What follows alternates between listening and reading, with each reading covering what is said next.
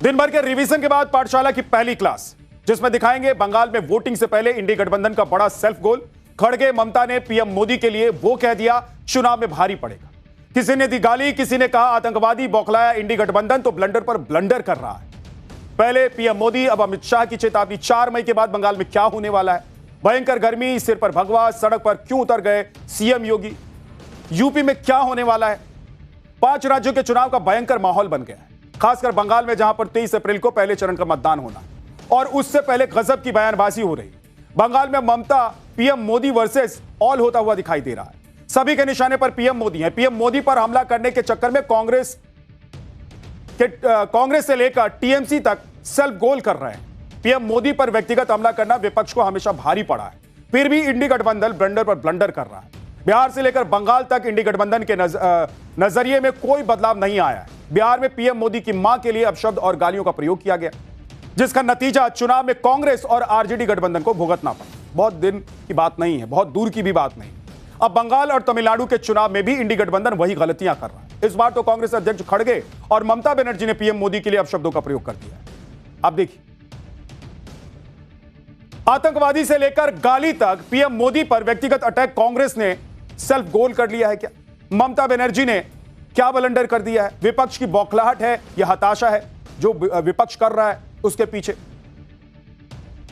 दरअसल बंगाल में इस बार बेहद कड़ा मुकाबला दिखाई दे रहा है। ममता बनर्जी शायद अपना सबसे मुश्किल चुनाव लड़ रही हैं और इसी वजह से वो टेंशन में भी। लेकिन कांग्रेस को किस बात की टेंशन है? कांग्रेस तो चुनावी लड़ाई में बहुत पीछे दिखाई दे रही है। फिर भी पीएम मोदी पर पर्सनल अटैक कांग्रेस की तरफ से किया जा रहा है। पीएम मोदी पर इन हमलों का बंगाल और तमिलनाडु चुनाव पर क्या असर पड़ेगा? क्या ममता बनर्जी को कोई डर सता रहा है? उधर यूपी में योगी आदित्यनाथ वर्सेस अखिलेश यादव क्यों हो गया है? भयंकर गर्मी में सिर पर भगवा साफा पहनकर सीएम योगी सड़क पर क्यों उतर आए हैं? ये सब आपको बताऊंगा, लेकिन पहले इस पूरे हंगामे की एक झलक आपको दिखा।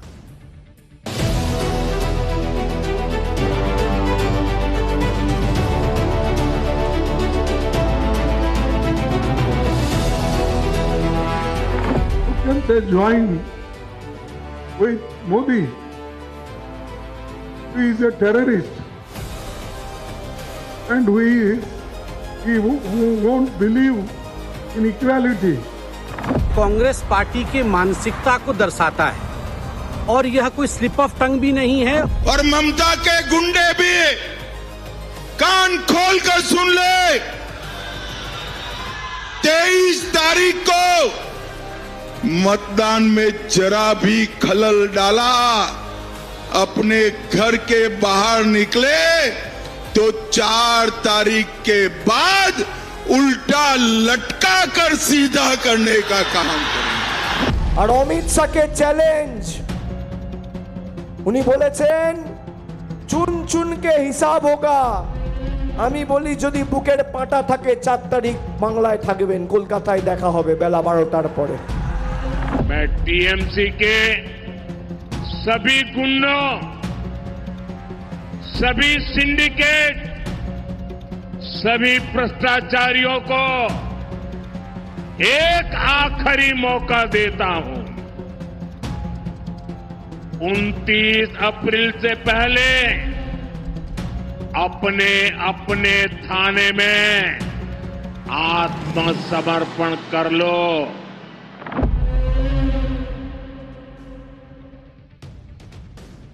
बंगाल में वोटिंग से पहले ममता बनर्जी ने क्या ब्लंडर किया है वो आपको बताऊंगा, लेकिन पहले देखिए कि कांग्रेस अध्यक्ष खड़गे ने कैसे सेल्फ गोल कर दिया। तमिलनाडु विधानसभा चुनाव के प्रचार के लिए कांग्रेस अध्यक्ष खड़गे चेन्नई गए हुए थे। वहां पर पीएम मोदी पर हमला करते करते खड़गे के बोल बिगड़ गए। खड़गे ने पीएम मोदी को आतंकवादी तक कह दिया। एक बार सुनिए। How can they join with Modi, who is a terrorist, and who won't believe in equality? PM Modi के लिए आतंकवादी शब्द का प्रयोग करके खड़गे ने बीजेपी को बैठे बिठाए मौका दे दिया। बीजेपी ने मल्लिकार्जुन खड़गे के पुराने बयानों के आधार पर भयंकर पलटवार कर दिया। आपको बताता हूं कि पीएम मोदी और आरएसएस पर अटैक करके कैसे खड़गे पहले भी परेशानी में फंस चुके हैं। 21 अप्रैल 2026 को कहा वो एक आतंकवादी है प्रधानमंत्री नरेंद्र मोदी के लिए। अप्रैल 2026 को ही आरएसएस बीजेपी जहरीला सांप है यह कह दिया था। अक्टूबर 2025 में उन्होंने कहा था कि आरएसएस पर बैन लगा देना चाहिए। नवंबर 2024 में कहा कि बीजेपी आरएसएस जहरीले सांप जैसे हैं। अप्रैल 2023 में कहा कि पीएम मोदी जहरीले सांप की तरह। नवंबर 2022 में कहा था क्या मोदी के रावण की तरह 100 सिर हैं। दिसंबर 2022 में कहा था कि क्या देश के लिए बीजेपी से एक भी मरा। और इसी पर बीजेपी ने कांग्रेस और खड़गे पर पलटवार कर दिया। बीजेपी ने कहा है कि कांग्रेस की यही मानसिकता है। खड़गे ने राहुल गांधी के कहने पर पीएम मोदी को आतंकवादी कहा है। सुनिए संबित पात्रा ने और क्या कहा। आज कांग्रेस के अध्यक्ष श्री मल्लिकार्जुन खड़गे जी ने माननीय प्रधानमंत्री श्री नरेंद्र मोदी जी के लिए जिस प्रकार के शब्दों का चयन किया है, उन्हें टेररिस्ट, आतंकवादी कह के बुलाया है, यह न केवल निंदनीय है अपितु यह कांग्रेस पार्टी के मानसिकता को दर्शाता है। और यह कोई स्लिप ऑफ टंग भी नहीं है। और यह कोई, अगर वो सफाई भी दे रहे हैं तो आप याद रखिए जानबूझ के किया हुआ कांग्रेस का षड्यंत्र है। आप कुछ दिनों से देख रहे होंगे राहुल गांधी जी और कांग्रेस के तमाम नेता किस प्रकार की अभद्र टिप्पणी माननीय प्रधानमंत्री नरेंद्र मोदी जी के लिए कर रहे हैं। हर दिन राहुल गांधी जी अपने भाषण में प्रधानमंत्री जी के साथ तू तड़ाक वाला व्यवहार करते हैं। और आज तो अति हो गई जब राहुल जी के कहने पर मल्लिकार्जुन खड़गे जी ने प्रधानमंत्री जी को टेररिस्ट कह दिया। 2014 से लेकर अब तक 2026 तक कांग्रेस और विपक्षी पार्टियां यह देख चुकी हैं कि प्रधानमंत्री नरेंद्र मोदी को अपशब्द कहने का मतलब क्या होता है। भाई एक के बाद एक चुनाव हारते गया, लेकिन उसके बावजूद विपक्ष को लगता है कि पीएम मोदी को गाली दो, चुनाव जीत सकते। पीएम मोदी को आतंकवादी कहने के बाद मल्लिकार्जुन खड़गे ने हालांकि सफाई भी दी है। खड़गे ने कहा है कि पीएम मोदी लोगों को और राजनीतिक दलों को डराते रहते हैं। सारी संस्थाएं पीएम मोदी के कंट्रोल में। इस संदर्भ में उन्होंने ये बात कही। पीएम मोदी को आतंकवादी नहीं कहा था उन्होंने, ये उन्होंने सफाई दी है। अब सुन लीजिए कि मल्लिकार्जुन खड़गे ने अपनी सफाई में क्या क्या कह दिया। Just I wanted to clarify that Modi always threatens and always he is, I told certain sequence, ID, ED, income tax, CVC, these institutions are in his hand. Again, this delimitation also he wants to take in his hand. Therefore, I say, in that context, Terrorize, you mean to say? he is terrorizing people and political parties. Now, and I never said he is a terrorist. उधर तमिलनाडु में खड़गे ने blunder किया तो इधर बंगाल में ममता बनर्जी की जुबान फिसल गई। बंगाल में बीजेपी को लेकर ममता बनर्जी ने कई ऐसी बातें कह दी जिससे टीएमसी मुश्किल में फंस सकती है। बंगाल बीजेपी ने ममता बनर्जी पर आरोप भी बड़ा लगाया है। बीजेपी ने ममता का एक वीडियो शेयर करके यह आरोप लगाया है कि ममता ने पीएम मोदी के लिए अभद्र शब्दों का प्रयोग किया है। यानी कि तमिलनाडु से लेकर बंगाल तक इंडी गठबंधन के निशाने पर पीएम मोदी ही हैं और पीएम मोदी पर पर्सनल अटैक ही किए जा रहे हैं। ममता बनर्जी के लिए बंगाल चुनाव आसान नहीं होने वाला है और पहले चरण में वो सीटें जहां पर पिछले चुनाव में बीजेपी ने धमाकेदार प्रदर्शन किया था, इस वजह से भी ममता की टेंशन बढ़ी हुई कि अगर बीजेपी ने पिछली बार से अच्छा प्रदर्शन कर दिया तो टीएमसी को झटका लग जाएगा। आप देखिए कि बंगाल में पहले चरण में 152 सीटों पर मतदान होना। 2021 में बीजेपी ने इसमें से 59 पर जीत हासिल की थी। 2021 के चुनाव में बीजेपी ने कुल 77 सीटें जीती थी। इन 152 सीटों में से 2021 में टीएमसी को 92 सीटें मिली थी। 92 सीटें टीएमसी ने जीती थी। यानी कि पहले चरण में जिन सीटों पर वोटिंग होनी है वो बंगाल में बीजेपी का स्ट्रांग होल्ड वाली सीटें हैं। पिछली बार की तुलना में बीजेपी जितनी सीटें ज्यादा जीतेगी उतनी ही सीटें टीएमसी की कम हो जाएगी। बीजेपी और टीएमसी में पहले चरण की वोटिंग से पहले भयंकर बयानबाजी भी हो रही है। सुनिए। ममता के गुंडे भी कान खोलकर सुन ले। 23 तारीख को मतदान में जरा भी खलल डाला, अपने घर के बाहर निकले तो 4 तारीख के बाद उल्टा लटका कर सीधा करने का काम करेंगे। অমিত শাহকে চ্যালেঞ্জ। উনি বলেছেন চুন চুনকে হিসাব হোগা। আমি বলি যদি বুকের পাটা থাকে 4 তারিখ বাংলায় থাকবেন, কলকাতায় দেখা হবে বেলা 12টার পরে। उनकी धमकियां उनकी गुंडागर्दी की भाषा, उनका रोना धोना, ये 4 मई से पहले का एग्जिट पोल है। टीएमसी नेताओं की ये धमकियां खोखली है। इन धमकियों के पीछे टीएमसी वालों का डर है। बंगाल में पहले चरण का चुनाव प्रचार थमने से पहले बीजेपी ने पूरी ताकत झोंक दी। अकेले गृहमंत्री अमित शाह ने एक ही दिन में ताबड़तोड़ 4 चुनावी रैलियां की। अमित शाह ने बंगाल के चांदीपुर में कहा कि अब बंगाल से ममता दीदी को टाटा बाय बाय कहने का वक्त आ गया है। आप भी अमित शाह को सुनिए। मैं दीदी को कहने आया हूं, दीदी टाटा बाय बाय, आपका समय समाप्त हुआ है। बहुत परेशान कर लिए बंगाल की जनता को, अब आपकी जाने की बारी है और कमल फूल के आने की बारी है। लेकिन ममता बनर्जी भी चुप बैठने वाली नहीं है। उधर ममता बनर्जी भी पूरी ताकत के साथ जुटी हुई। ममता बनर्जी ने कहा कि बीजेपी बंगाल पर जुल्म कर रही है और इसके खिलाफ आवाज उठानी ही होगी। ममता बनर्जी ने कहा कि बंगाल विजय के बाद दिल्ली में बीजेपी सरकार उनके निशाने पर होगी। दिल्ली में बीजेपी की सरकार भी जल्द ही जाने वाली है। एक बार सुनिए कि ममता बनर्जी ने क्या कहा। कि बंगाल जय करने का बाद हमारा टारगेट दिल्ली है। दिल्ली को हम छाड़ेगा नहीं। एक जुलूम, ईडी का जुलूम, सीबीआई का जुलूम, इनकम टैक्स का जुलूम, हर घर में बिजनेस के लिए इलेक्शन का टाइम में भी जुलूम कर रहे हैं। एक जुलूम का खिलाफ में आवाज उठाना जरूरी है। मैं आपको वादा कर सकती हूँ, अगर बीजेपी गवर्नमेंट दिल्ली से जाएगा, जाने ही वाला है कि वो अभी जो लोकसभा में हारा फिर हारेंगे, क्यों माइनॉरिटी गवर्नमेंट ऐसे नहीं चल सकता है। बंगाल में बीजेपी के दिग्गज नेता प्रचार में जुटे हुए हैं। असम के मुख्यमंत्री हिमंत बिस्वा शर्मा लगातार बंगाल में कैंपेन कर रहे हैं। हिमंता के निशाने पर बंगाल की सीएम ममता बनर्जी है। हिमंता ने ममता पर मुस्लिम तुष्टीकरण का आरोप लगाते हुए कहा कि ममता बनर्जी को जय श्री राम बोलने वालों का वोट नहीं चाहिए। सुनिए।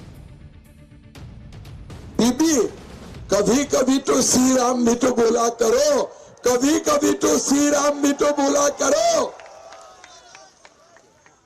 इंशाअल्लाह हो गया, खुदा हाफिज हो गया। जय जय श्री राम भी होना चाहिए कि नहीं चाहिए? जय जय श्री राम भी होना चाहिए कि नहीं चाहिए? लेकिन दीदी का मुंह से कभी भी आप लोग जय श्री राम नहीं सुनेगा। राम जन्मभूमि मंदिर होना कितना साल हो गया? 2 साल हो गया। दीदी कभी गया है मंदिर में?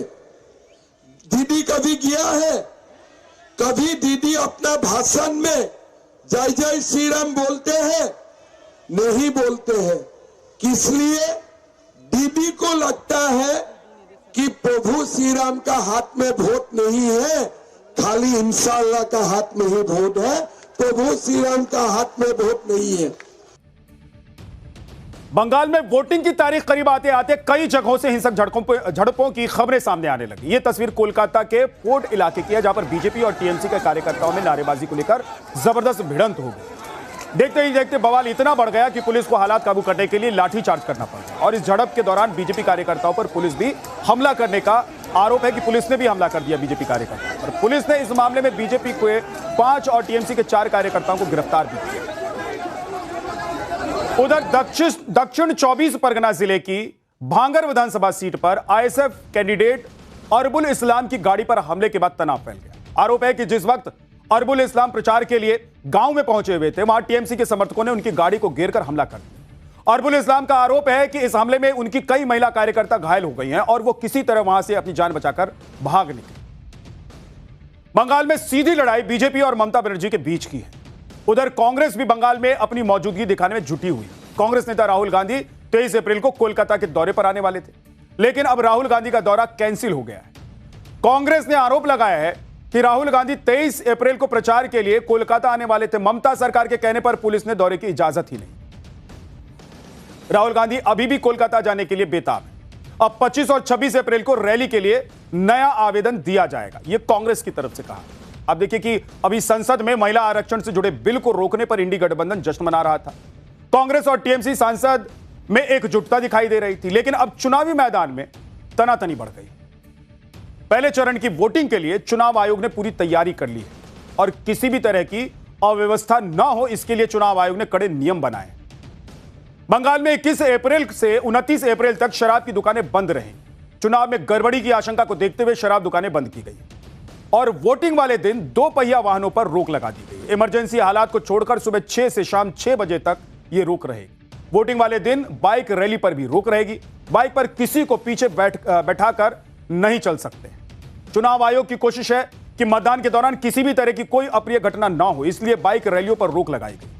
मेडिकल इमरजेंसी, किसी को कहीं छोड़ना है, पारिवारिक फंक्शन के लिए इस नियम में छूट दी जाएगी।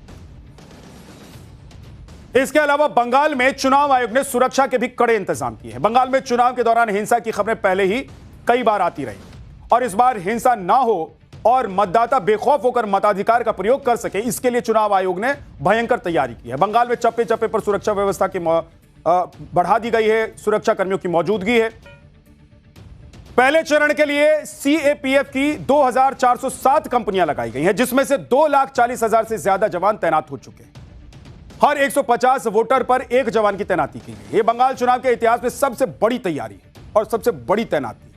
2024 में करीब 920 कंपनियां लगी थी, जिसमें से 92,000 जवान, और 2021 में 725 कंपनियों की तैनाती की गई थी बंगाल, जबकि 2016 में 800 कंपनियां सुरक्षा में लगाई।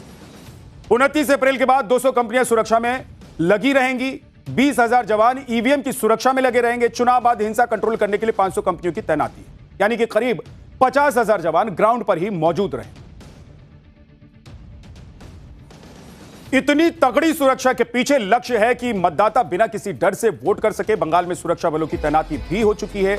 आप देखिए किस तरह से सुरक्षा बलों के जवान मतदाताओं को निश्चिंत कर रहे हैं और कह रहे हैं कि भाई आपको डरने की जरूरत नहीं। बंगाल में तो पहले चरण के चुनाव के लिए प्रचार का शोर आज थम गया, लेकिन बंगाल चुनाव के बीच यूपी में अगले साल होने वाले विधानसभा चुनाव के शोर का लेवल अभी से हाई होता हुआ दिखाई दे रहा है। यूपी चुनाव के लिए एक तरफ अखिलेश यादव का पीडीएफ फॉर्मूला पहले से ही तैयार है, जिसके बाद अखिलेश यादव कॉन्फिडेंस में भी दिखाई दे रहे हैं। अखिलेश यादव के पीडीएफ फॉर्मूले के जवाब में बीजेपी ने भी MGY पेश कर दिया है। बीजेपी के इस फॉर्मूले के बारे में आगे विस्तार से आपको बताऊंगा। संसद से निकलकर यह लड़ाई सड़क पर आ चुकी है। पूरे देश में बीजेपी जन आक्रोश महिला पदयात्रा निकाली जा रही है। लखनऊ में आज सीएम योगी आदित्यनाथ की अगुवाई में उनके सरकारी आवास से विधानसभा तक करीब 2 किलोमीटर की पदयात्रा निकाली। भोपाल में मध्य प्रदेश के मुख्यमंत्री मोहन यादव ने महिला आरक्षण बिल को लेकर विपक्ष के खिलाफ मोर्चा खोल दिया। वहीं रायपुर में छत्तीसगढ़ के सीएम विष्णुदेव साय की अगुवाई में जन आक्रोश रैली निकाली गई। लेकिन सबसे ज्यादा चर्चा लखनऊ में निकली बीजेपी की जन आक्रोश रैली की, क्योंकि यूपी में शायद यह पहला मौका था जब मुख्यमंत्री योगी आदित्यनाथ महिलाओं के हक की लड़ाई के लिए विरोधियों के खिलाफ इस तरह सड़क पर होते। यूपी में बीजेपी के लिए जन आक्रोश रैली कितनी अहम थी, इसका अंदाजा इस बात से भी आप लगा सकते हैं कि मुख्यमंत्री योगी आदित्यनाथ ही नहीं, उनके दोनों डिप्टी सीएम भी इस रैली में मौजूद नजर आए। तपती धूप में योगी आदित्यनाथ के साथ रैली में मौजूद महिलाओं ने महिला आरक्षण बिल पर अड़ंगा लगाने वाली समाजवादी पार्टी और कांग्रेस के खिलाफ जमकर नारेबाजी। बीजेपी की जन आक्रोश रैली पर लखनऊ से हमारे सहयोगी की एक रिपोर्ट। महिलाओं के अधिकारों पर बार समाजवादी पार्टी और कांग्रेस जिम्मेदार, इसको लेकर आज यहाँ पे बाकायदा एक रैली जो है वो निकाली गई है। जन आक्रोश रैली आप देख सकते हैं। मुख्यमंत्री योगी आदित्यनाथ जो है वो है, दोनों डिप्टी सीएम जो है वो इसके साथ मौजूद है और तमाम महिलाएं जो है वो इस जो रोड शो है, जो एक तरह से आप कह सकते हैं जन आक्रोश रैली है, उसमें निकली हुई है। और आप देख सकते हैं किस तरह से बड़ी संख्या में जो महिलाएं हैं वो इस जन आक्रोश रैली में शामिल हो।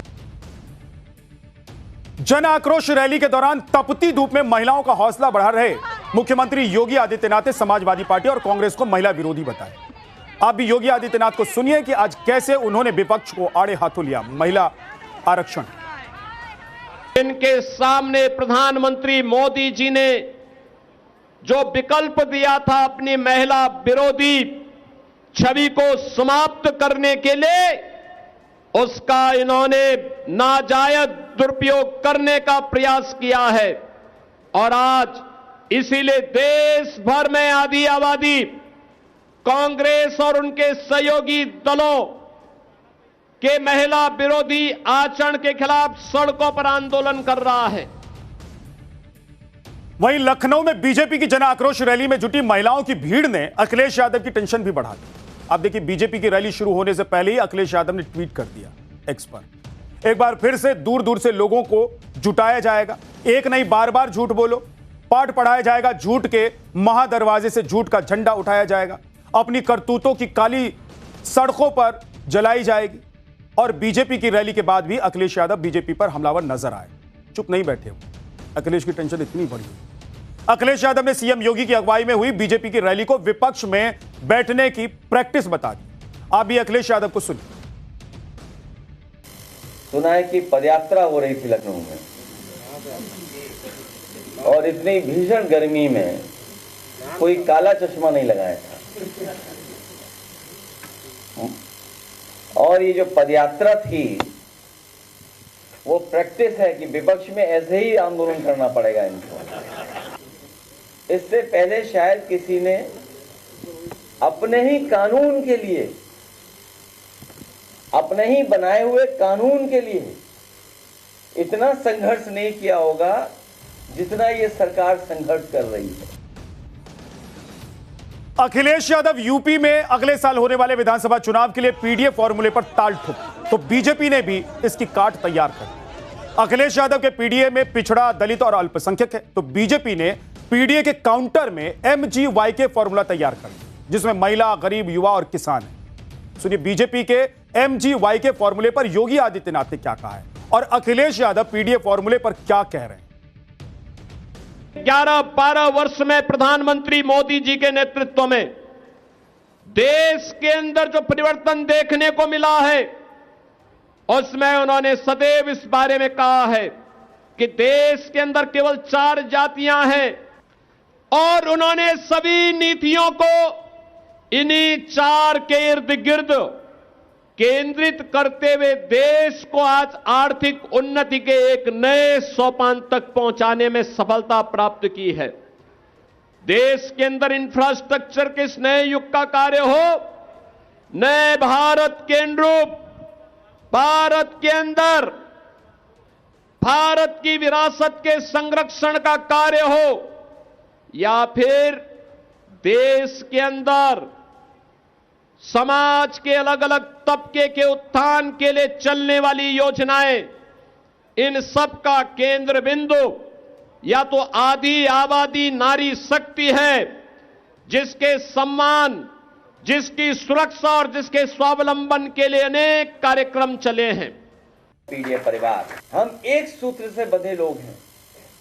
यही पीडीए परिवार के लोग मिलकर के भारतीय जनता पार्टी का मुकाबला कर करके आने वाले समय में सामाजिक न्याय के राज की स्थापना के लिए पीडीए सरकार बनाने जा रहे हैं। एक तरफ महिला आरक्षण बिल को बीजेपी ने बड़ा मुद्दा बनाने की तैयारी शुरू कर दी है, वहीं इंडी वालों का हाल देखिए कि राहुल गांधी का करीबी बताने वाले निर्दलीय सांसद पप्पू यादव महिलाओं पर आपत्तिजनक बयान दे रहे हैं। पप्पू यादव के इस बयान पर बिहार महिला आयोग ने उन्हें नोटिस तक जारी कर दिया। आप भी पप्पू यादव को सुनिए। घरेलू हिंसा कौन कर रहा है? महिलाओं पे गिद्ध दृष्टि किसकी है? अमेरिका से लेकर के भारत तक नेताओं की। ये तो हर डेली, हर दिन नेताओं का सीसीटीवी फुटेज, औरत को नोचने की एक नव संस्कृति बन गई। तो ये सियासी युद्ध तो चलता रहेगा, लेकिन अब बात ईरान युद्ध की, जिसमें सीज फायर एक्सपायर होने वाला है। आगे क्या होगा, इस पर पूरी दुनिया की नजर है। पाठशाला में अगला चैप्टर, सीज फायर होगा, एक्सपायर 24 घंटे के बाद भयंकर संग्राम होगा। ट्रंप और ईरान ने क्या क्या टारगेट लॉक कर दिए। चीन से ईरान को सप्लाई किया तबाही का जो सामान है, जिस शिप को अमेरिका ने पकड़ा उसमें ऐसा क्या मिला कि अमेरिका चीन फिर आमने सामने हो गए। ईरान पर बम बरसाने की धमकी देने वाले ट्रंप क्यों करने लगे प्लीज प्लीज। ईरान ऐसा क्या करने वाला है